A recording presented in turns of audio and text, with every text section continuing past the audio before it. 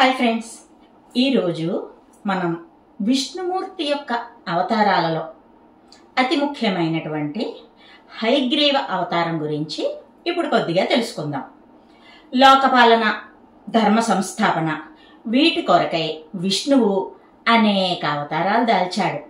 మరి హయగ్రీవ అవతారం జ్ఞానాన్ని ప్రసాదించేటటువంటి అవతారం.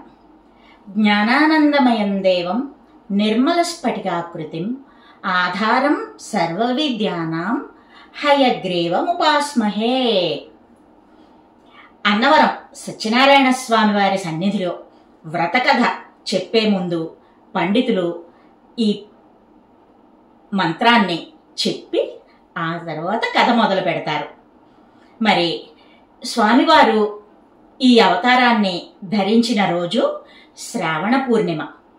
ఈ రోజున లక్ష్మీ సమేత హయగ్రీవ స్వామిని పూజించడం వలన విద్య, విజ్ఞానం లభిస్తాయని పురాణాలు చెబుతున్నాయి. ఈ హయగ్రీవ అవతారం గురించి స్వల్పంగా చెప్పుకుందాం. హయగ్రీవుడు అనేటటువంటి రాక్షసుడు కశ్యప ప్రజాపతికి ధనువుకి జన్మించినటువంటి బిడ్డ. ఇతను దానవులకు మొదటి పరిపాలకుడు. విష్ణువు వేదాలను సృష్టించి బ్రహ్మకు ఇచ్చాడు. కల్పాంతంలో బ్రహ్మ కొద్దిసేపు స్వల్ప విరామం తీసుకున్న సమయంలో, కొద్దిగా నిద్రిస్తున్నటువంటి సమయంలో ఈ హయగ్రీవుడు సత్యలోకాన్ని సందర్శించాడంట. ఆ సమయంలో వేదాలు పిల్లల రూపంలో ఆడుకుంటూ స్వామి దగ్గర ఉన్నాయంట. మరి ఆ పిల్లల దృష్టిని ఆకర్షించడానికి గుర్రంలా మారాడంట. ఆ వేదాలను దొంగిలించాడు, కిడ్నాప్ చేశాడు, సముద్రంలో దాక్కున్నాడు. ఈ హయగ్రీవుడు పూర్వకాలంలో బ్రహ్మను గురించి తపస్సు చేశాడు. కఠోరమైనటువంటి తపస్సు చేశాడు. తన ఆకారంతో ఉన్నవానితో తప్ప ఎవరి చేతిలోనూ మరణం లేకుండా బ్రహ్మదేవుని దగ్గర నుంచి వరాన్ని పొందాడు.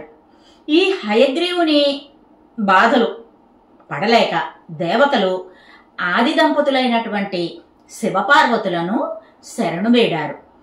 విష్ణుమూర్తి యోగ నిద్రలో ఉన్నాడు. ఆయనను మేల్కొలిపితే ఆయనే హయగ్రీవుని సంహరిస్తాడు అని పార్వతీదేవి వారితో చెప్పింది. మరి శ్రీ మహావిష్ణువు తన యొక్క విల్లు చివరి భాగాన్ని తన గడ్డం కింద పెట్టుకుని నిద్రిస్తున్నాడు. ఆయనని మేలుకొలిపేందుకు శివుడు చెదపురుగుగా మారి ఆ వింటి యొక్క తాడును కొరికాడు.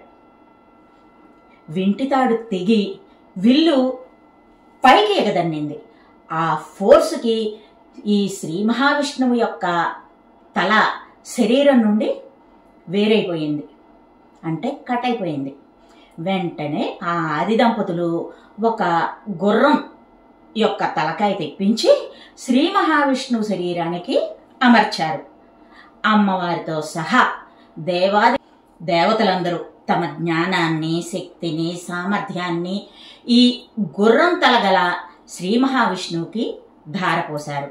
వేదాలు దొంగిలించినటువంటి హయగ్రీవుని అంటే రాక్షసుని ఈ హయగ్రీవ అవతార రూపం పొందినటువంటి శ్రీ మహావిష్ణువు సంహరించాడు, వేదాలను కాపాడాడు.